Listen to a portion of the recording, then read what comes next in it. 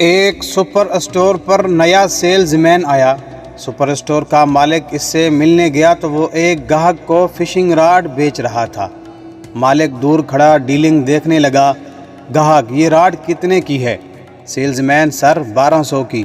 گاہک نے راڈ خرید لیا تو سیلز مین نے گاہک کے جوتے دیکھ کر کہا: سر اتنے مہنگے جوتے پہن کر مچھلی پکڑیں گے؟ ہمارے پاس سپورٹس شوز ہیں، وہ لے لیجئے۔ گاہک نے وہ بھی خرید لیے۔ پھر سیلز مین نے کہا: سر دھوپ ہوگی، ٹوپی بھی خرید لیجئے۔ گاہک نے وہ بھی خرید لی۔ پھر سیلز مین نے کہا: سر کئی گھنٹے لگیں گے مچھلی پکڑتے، بھوک بھی لگے گی۔ اس کو چپس، بسکٹ اور کولڈ ڈرنک بھی بیچ دیے۔ ٹوٹل سیل ہوئی 5000۔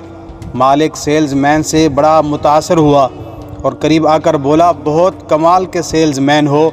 وہ فشنگ راڈ لینے آیا اور تم نے ٹوپی، جوتے، کولڈ ڈرنک اور چپس بسکٹ بھی بیچ دیے۔ اس پر سیلز مین بولا: نہیں جناب، وہ تو پیمپرز کا پیکٹ لینے آیا تھا۔ میں نے کہا گھر میں رہ کر کیا کرو گے، جاؤ جا کر مچھلیاں پکڑو۔